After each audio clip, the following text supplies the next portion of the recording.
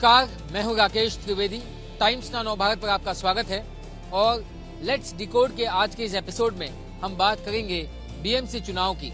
महाराष्ट्र में हुए 29 अलग अलग नगर पालिकाओं के चुनाव की। सबसे पहले अगर मैं बीएमसी की बात करूं तो आंकड़े जिस तरीके से बता गए हैं कि बीजेपी और एकनाथ शिंदे दोनों ने मिलकर जादुई आंकड़ा यानी बहुमत का आंकड़ा पार कर लिया है। 227 सीटों पे जो चुनाव हुए उसमें 114 सीटों की जो जरूरत थी उसे आसानी से बीजेपी और शिंदे ने पार कर लिया है। यानी इस बार जो मेयर होगा वो बीजेपी का होगा। वहीं उद्धव ठाकरे और राज ठाकरे दोनों ही ठाकरे बंधुओं को आने का कोई बहुत बड़ा असर, कोई जादू देखने नहीं मिला। कांग्रेस ने अकेले चुनाव लड़कर किसी तरीके से 10-15 सीटें जीतकर अपनी साख बचाई। लेकिन सबसे बड़ा सवाल यह है कि आखिर इस चुनाव के पीछे ये जो इतनी बड़ी जीत हुई है इसका मुख्य सूत्रधार कौन? बीजेपी की इस मुख्य जीत का सूत्रधार है अगर कोई है तो वो है खुद मुख्यमंत्री देवेंद्र फडणवीस, जिसे महाराष्ट्र में लोग उन्हें प्यार से देवा भाऊ कहते हैं। देवा भाऊ ये बिल्कुल वैसा ही नाम है जैसे उत्तर प्रदेश में योगी आदित्यनाथ को योगी बाबा कहते हैं। एक तरफ जहां योगी बाबा का और उनके बुलडोजर एक्शन का जादू है, ठीक वैसे ही मुंबई और महाराष्ट्र में देवा भाऊ उनकी जो एक ईमानदार छवि है, नो नॉनसेंस उनका कैरेक्टर है और उनके एडमिनिस्ट्रेशन में जो पारदर्शिता है, इसको सभी लोग पसंद करते हैं। महानगर पालिका चुनाव से पहले जो हमने नगर निगम के चुनाव देखे थे उसमें भी नतीजे ऐसे ही थे। पूरी तरीके से क्लीन स्वीप आप उसे कह सकते हैं, जिसमें बीजेपी ने लगभग सभी नगर निगम में अपनी बड़ी जीत हासिल की और वही पैटर्न बीएमसी में भी देखने मिला। लेकिन ये जो पूरे नतीजे हैं ये कोई तुरंत की कोई रिजल्ट नहीं आए। इसके पीछे उनकी लंबी मेहनत, लगातार जो उनका संगठन जिस तरीके से काम कर रहा था, एक वेल ऑयल्ड मशीनरी जिस तरीके से काम करती है वैसे ही ये काम करने को मिला। अगर मैं इसके लिए आपको कुछ आंकड़े दिखाऊं तो ये आंकड़े बड़े दिलचस्प हैं। खुद देवेंद्र फडणवीस की अगर बात करें तो उन्होंने इस पूरे प्रचार में जो पिछले 30 दिनों से, या फिर मैं यूं कहूं कि 1-2 जनवरी के बाद से लेकर के 13 जनवरी तक 13 दिनों के अंदर जो प्रचार ने जोर पकड़ा, इसके बीच उन्होंने कुल 77 इवेंट्स जो है अटेंड किए। एक के बाद एक सुबह 6 बजे से लेकर के रात के 1 बजे तक इनकी देर तक मीटिंग्स चलती थी, जिसमें इन्होंने 77 मीटिंग्स को अटेंड की, इवेंट्स जो है अटेंड किए। कुल इन्होंने जो रोड शो किए हैं, सभाएं जो की हैं वो की हैं 37। आप इस बात से अंदाजा लगाइए, 13 दिनों का प्रचार, 37 रोड शो और सभाएं, जबकि ये सभाएं एक इस कोने में तो दूसरे कोने में, चाहे मुंबई, अमरावती, नांदेड़, लातूर, कोल्हापुर, सोलापुर, अलग अलग ठिकानों पर ये सभाएं होती थी, अलग अलग जगहों में रोड शो होते थे और सब जगह पर फडणवीस ने बढ़ चढ़ करके हिस्सा लिया। जो अगर मैं सभाओं की जगहों की बात करूं तो मुंबई में 7, नागपुर में 5, पुणे में 2, इसके अलावा इन सभी जगहों पर एक सभाएं या रोड शो उन्होंने अटेंड किए, जिसमें सांगली, अकोला, जालना, परभणी, नांदेड़, धुले, लातूर, भिवंडी, उल्लासनगर, कल्याण, अहिल्यानगर, वसई विरार, मीरा भाईंदर, सोलापुर, पिंपरी चिंचवड, नासिक, नवी मुंबई शामिल है। यानी 29 महानगर पालिकाओं में शायद ही कोई जगह ऐसी होगी जिसे वो चूक गए होंगे। रोड शो जहाँ जहाँ उन्होंने किया है वो है इचलकरंजी, चंद्रपुर, अमरावती, जलगांव, पिंपरी चिंचवड और नागपुर। पब्लिक प्लेटफॉर्म पर जाकर के उन्होंने 6 अलग अलग जगहों पर इंटरव्यूज दिए हैं। ये इंटरव्यूज ऐसे हैं जो मीडिया इंटरव्यूज नहीं थे। और मीडिया इंटरव्यूज की बात करूं तो उन्होंने तकरीबन 33 अलग अलग मीडिया इंटरव्यूज दिए हैं।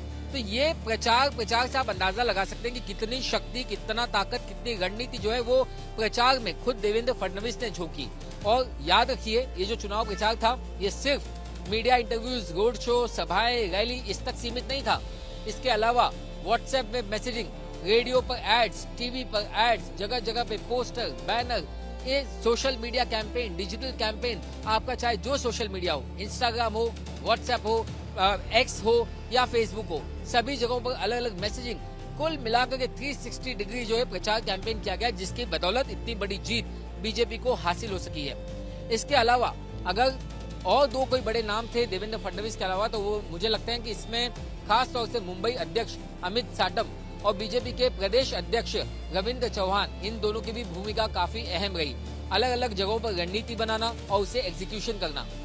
सबसे पहली जो इस जीत की जो नींव रखी गई वो रखी गई थी सीट शेयरिंग से और अलग अलग अलायंस से। आपको याद होगा कि इस बार इतनी ज्यादा खिचड़ी हुई, लेकिन बावजूद इसके पार्टी लेवल पर बहुत ही स्ट्रेटेजिक तरीके से हमेशा अलग अलग जगहों पर अलायंस किए गए। जैसे कहीं पर शिवसेना जो है वो बीजेपी के साथ लड़ गई थी मुंबई में, थाने में, लेकिन दूसरी कई सारी जगह ऐसी थी जहां पर बीजेपी और शिवसेना भी आमने सामने लड़ रहे थे, जिसे उन्होंने फ्रेंडली फाइट कहा। एनसीपी, अगर हम बात करें अजीत पवार की, तो वो जिस तरीके से मुंबई में अकेले लड़ रहे थे, पुणे में, पिंपरी चिंचवड़ में वो शरद पवार की पार्टी के साथ गठबंधन उनका था, तो बाकी जगहों पर वो अलायंस में बीजेपी शिवसेना के साथ थे। तो 29 अलग अलग महानगर पालिकाओं के इन सैकड़ों सीटों पर अलायंस किस तरीके से बनाया जाए, इसको लेकर के किसी चाणक्य की तरह जो है एक रणनीति बनाई गई थी, जिसे बीजेपी ने खास तौर पर देवेंद्र फडणवीस की अगुवाई में अमित साटम, रविंद्र चौहान ने बखूबी एग्जीक्यूट किया। अलायंस के बाद दूसरा स्टेज था सीट शेयरिंग का। कौन सी पार्टी को कितनी सीटें मिलेंगी। इसमें यहाँ देखिए, मुंबई में सबसे ज्यादा सीटों पर बीजेपी लड़ी, एक बड़े भाई की भूमिका में आई, 137 तकरीबन सीटों पर लड़ी। जबकि ठाणे की अगर बात करें तो वहाँ पर शिवसेना शिंदे जो फैक्शन है उसे उन्होंने बड़ा भाई बनाया।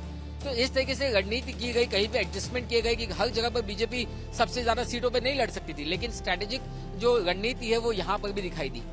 तीसरा जो पायदान था वो था कैंडिडेट्स का सिलेक्शन। ऐसे कैंडिडेट्स जो है सिलेक्ट किए गए जिनकी छवि साफ थी, जिनका क्रिमिनल रिकॉर्ड ना के बराबर था। बहुत सारी जगहों पर हमने देखा कि वहां पर, चाहे आप पुणे की बात करें जहां पर इंजीनियर कपल जो है वो चुनावी मैदान में उतरे थे, सबसे ज्यादा शिक्षित जो उम्मीदवार हैं उनमें से एक थे वो पठागे नाम के जो 2 उम्मीदवार हैं वो जो बाय प्रोफेशन इंजीनियर हैं। मुंबई में अगर बात करें तो डॉक्टर सांगोरे जो हैं, जो कि एक एमडी चाइल्ड स्पेशलिस्ट है। तो इस तरीके से अलग अलग जगहों पर न सिर्फ शिक्षित बल्कि साफ छवि वाले अलग अलग जगहों में जो कैंडिडेट दिए गए, वो भी कहीं ना कहीं इनकी एक रणनीति का, इनकी एक जीत का एक बड़ा हिस्सा था। इसके बाद जाकर के जो बीजेपी ने ये जीत हासिल की। अब सबसे बड़ा मुद्दा था नेगेटिव सेट करने का। अगर मैं नेगेटिव की बात करूं तो आखिर उद्धव ठाकरे कहां चूके, शिवसेना उद्धव ठाकरे या मन से कहां चूकी। इस बार उन्होंने विकास के मुद्दे से ज्यादा मराठी गैर मराठी मुद्दे पे जोर दिया। क्यों? क्योंकि आपको याद होगा कि पिछले 25 सालों से बीएमसी में शिवसेना यानी कि उद्धव ठाकरे का पक्ष राज करते आया, वही सत्ता में है, उन्हीं का मेयर रहा है। ऐसे में अगर वो विकास को मुद्दा बनाते, अगर वो ये कहते कि यहाँ पर सड़क अच्छी नहीं है, बिजली सही नहीं है, पानी साफ नहीं है, तो वो अपने आप के लिए सेल्फ गोल कर लेते, कहीं ना कहीं वो खुद के ऊपर ही आरोप लगा लेते। इसीलिए उन्होंने उस मुद्दे को नहीं छुआ। इसीलिए हर जगह पर फडणवीस लगातार बोलते रहे कि अगर कहीं भी उद्धव ठाकरे विकास की बात करें तो मैं आपको 1000 रुपए दे दूंगा। यानी वो इतने कॉन्फिडेंट थे कि उन्हें पता था कि उद्धव ठाकरे कहीं भी विकास की बातचीत नहीं करेंगे। मराठी गैर मराठी का मुद्दा उठाने से क्या फायदा हुआ, क्या नुकसान हुआ? मुझे लगता है इसकी शुरुआत जो है इस पूरे नेगेटिव की शुरुआत मीरा भाईंदर से हुई, जहां मीरा भाईंदर में एक गैर मराठी यानी एक राजस्थानी व्यापारी को जब राज ठाकरे के कार्यकर्ताओं ने मराठी न आने पे मारपीट की, उसके बाद से ही जितने जो गैर मराठी हैं, चाहे वो गुजराती हो, मारवाड़ी हो, जैन हो या उत्तर भारतीय हो, बिहारी हो, वो राज ठाकरे से छटक गए थे। लेकिन जैसे ही उद्धव ठाकरे ने राज ठाकरे के साथ गठबंधन किया, हाथ मिलाया, वो नाराजगी उद्धव ठाकरे के साथ भी हो गई। उद्धव ठाकरे ने मराठी वोट बैंक को तो कंसोलिडेट करने की कोशिश की, लेकिन ये तमाम जो बाकी वोट बैंक हैं उनसे अपनी दूरी बढ़ा ली।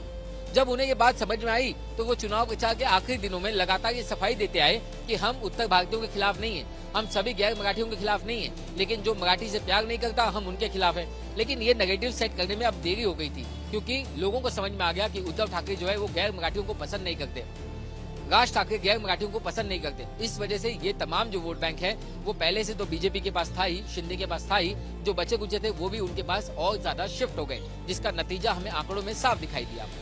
दूसरा सबसे बड़ा अहम जो वोट बैंक था वो था मुस्लिम वोट बैंक। हमने देखा लोकसभा में मुस्लिम वोट बैंक ने भर भर के एकजुट होकर के उद्धव ठाकरे को वोट दिया।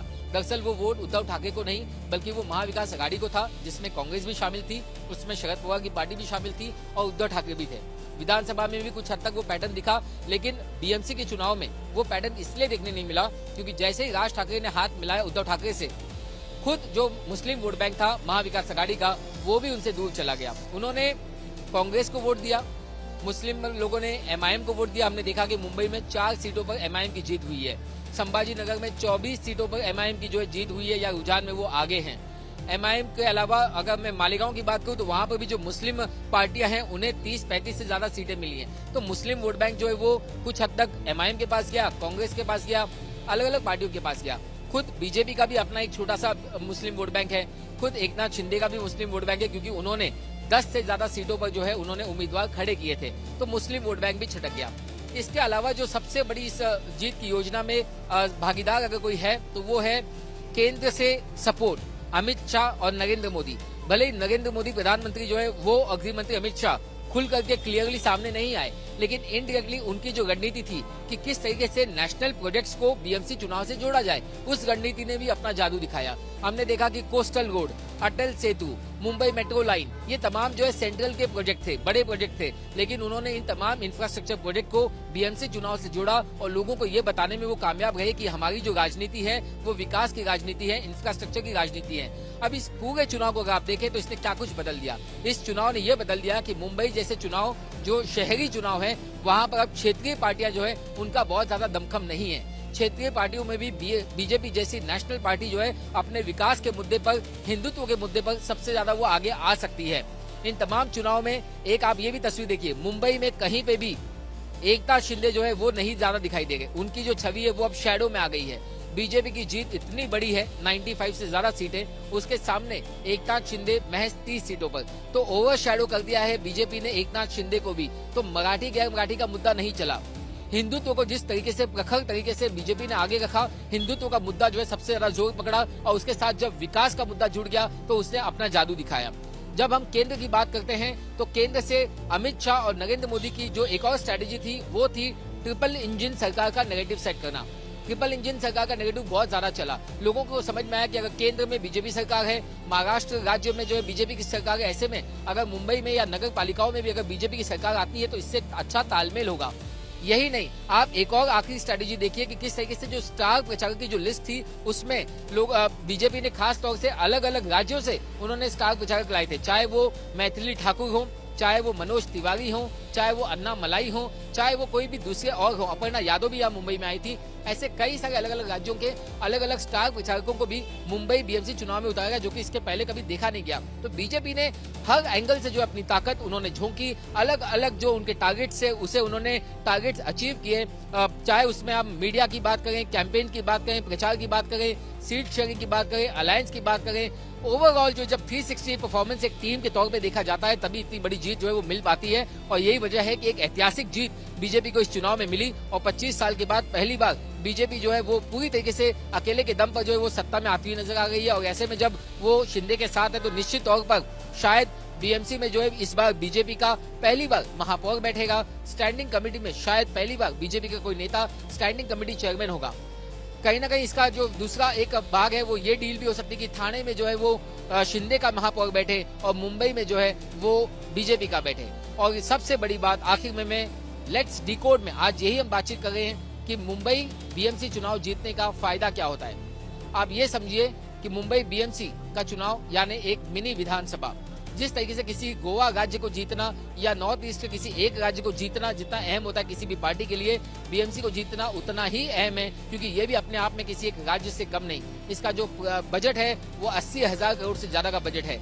तो ऐसे में 80,000 करोड़ से ज्यादा के बजट के अलावा आप जो है करोड़ों की जनता को रिप्रेजेंट करते हैं। यही वजह है कि किसी छोटे राज्य के चुनाव से इसको कम आंका नहीं जा सकता और यही वजह है कि बीजेपी इसे इतना सीरियसली ले रही थी।